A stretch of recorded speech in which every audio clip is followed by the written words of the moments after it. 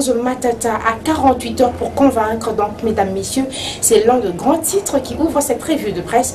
Excellentes conditions d'écoute à vous tous.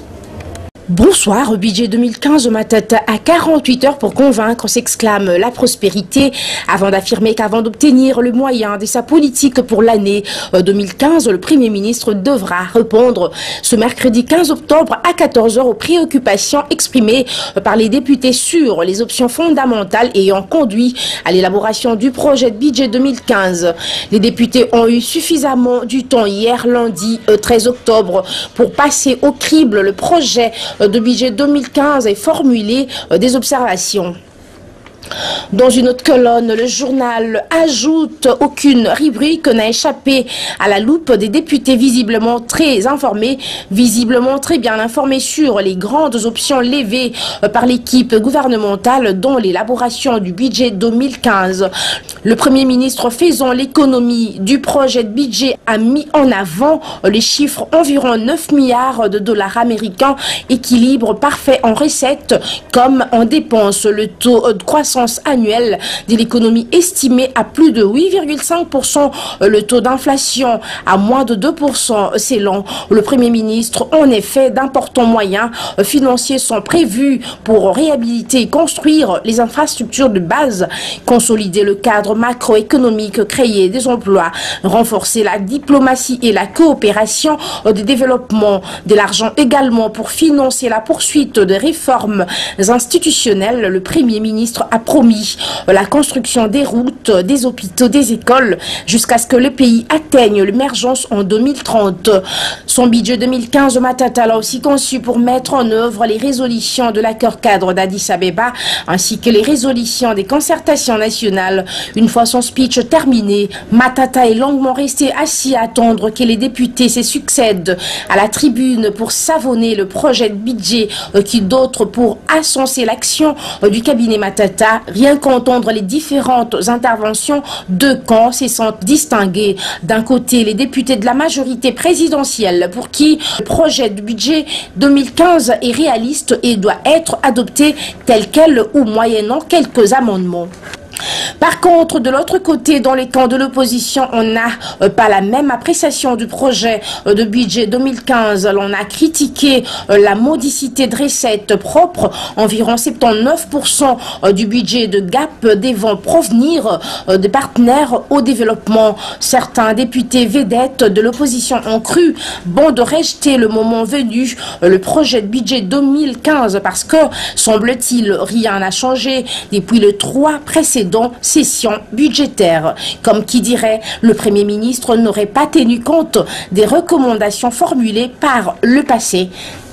Toujours en politique, le potentiel écrit en bas de sa une dialogue des sourds entre Kinshasa et l'ex-mouvement rebelle, le M23. Au journal de renseigner un échange des lettres entre le gouvernement de la RDC et le M23 souligne l'incompréhension qui persiste entre les deux signataires des déclarations de Nairobi, commente Christophe, analyste African Arabia. Le M23 propose une réunion à Kampala pour clarifier la situation. Refus du coordonnateur du mécanisme national de suivi de l'accord cadre d'Addis Abeba, François Mwamba, s'explique. Les anciens rebelles et les gouvernements congolais ne semblent toujours pas y mettre sur la même longueur d'onde. En cause, l'application des déclarations de Nairobi, un document qui avait mis fin au conflit à l'est de la République démocratique du Congo en décembre 2013.